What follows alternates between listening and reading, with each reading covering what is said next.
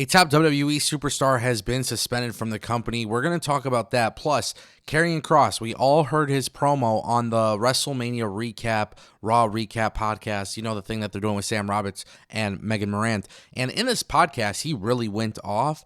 And now he actually has some details behind that. So we definitely got to talk about that. Plus, details on the Lucha Bros. We're seeing them both on Raw and SmackDown as singles guys. But there are some major plans. And it's all coming up right here on the Ango Show. Okay, so first things first, ladies and gentlemen, we got to talk about it. We're going to talk about the Lucha Bros because a lot of people have really been shocked to see that the Lucha Bros have come into WWE as singles talent. Now, Fightful Select has dropped a new report that's going to give you some wider value, wider perspective that includes some value, I should say, for both of these guys. So, Fightful Select has reported that the Lucha Bros will absolutely be together at some point as a duo. When Fightful had asked someone associated with creative, they thought that both were capable of holding their own separately, generating buzz on their own, and then they could actually create a big moment whenever they reunite.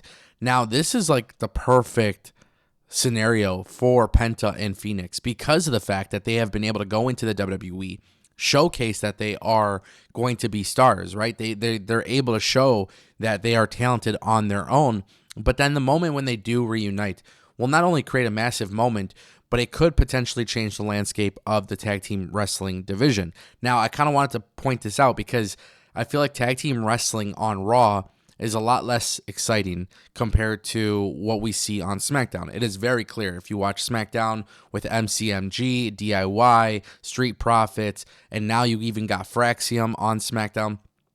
It's a much better tag team division. It's a much more exciting tag team division. It's not booked perfectly, but it's getting there. Like, it is really improving on SmackDown. And so I do think when the Lucha Bros reunite, it will be at a time where hopefully WWE takes tag team wrestling a little bit more seriously. Now, the question ends up becoming, okay, well, do they put them on Raw? Do they put them on SmackDown? And then I think you also have to wonder if WWE will shuffle the tag team division a little bit, maybe with the draft. And the reason why I hope that they do is because it is very clear that Raw is more unbalanced. Yes, they have LWO. Yes, they have, the New Day and the War Raiders. Yes, there's the Judgment Day and whatnot. But it just feels like SmackDown has a real and true authentic tag team division. I don't feel like we're getting that with Raw. I don't feel like the emphasis is necessarily there. And that's one of the reasons why I'm super excited for the Lucha Bros to come together. But I don't think WWE has to rush to it, and I'm glad that they kind of agree with that sentiment. Okay, let's talk about Karrion Kross. Karrion Kross is in a very unique situation. We know that apparently he's in a contract year. That was leaked. Karrion Kross goes on this podcast. It's not a live podcast, but everybody was wondering, is it a work or is it a shoot? Now, the belief here is that the content spoken on the podcast is 100% real.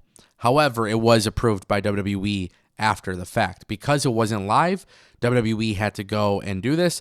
At least according to Fightful Select, they reported that Karrion Kross does not have any heat within the WWE, but the segment did turn heads. The segment wasn't scripted for Kross. The other interviews on the show weren't as well. One source claimed that the segment required some approval before it made it into the final cut of the show due to the language.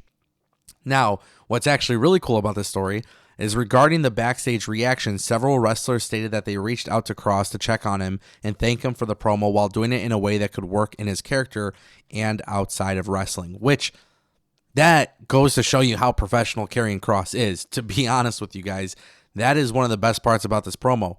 He speaks from the heart, he's shooting the shit, but at the same time too, it falls in line with what he's currently doing on television and social media, and it doesn't feel like it's this weird anti-WWE approach.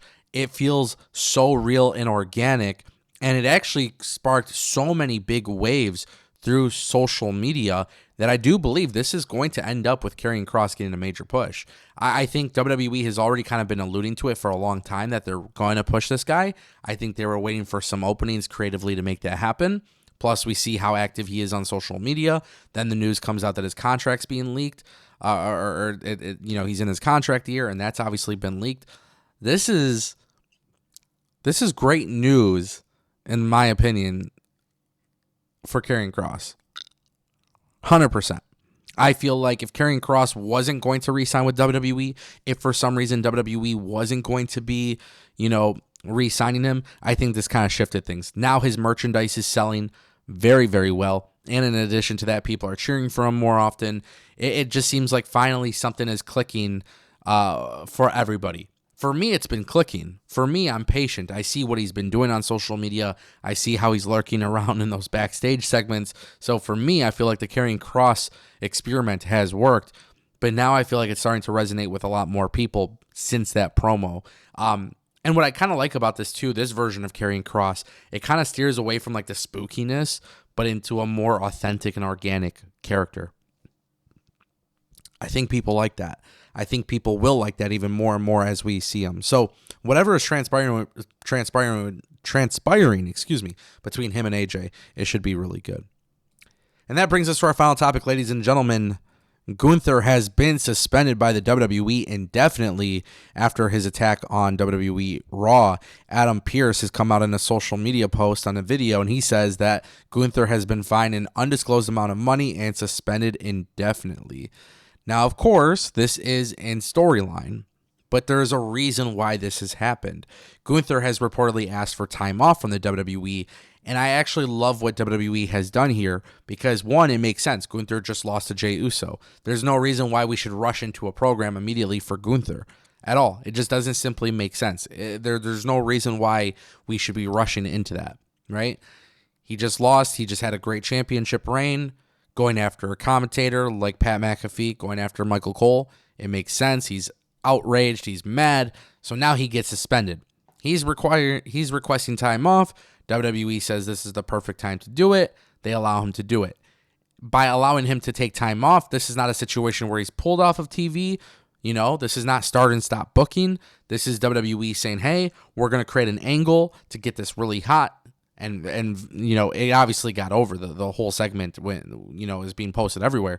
So they accomplished that. But also, I think this sets up that inevitable match with Goldberg. Now, some people don't want that match with Goldberg, but I think Gunther beating Goldberg would be massive. And I think that would be the right idea for WWE. They've already planted the seeds when they were in Atlanta for Bad Blood. I think this is like the perfect scenario for WWE. And Gunther doesn't have to be immediately in the World Championship picture.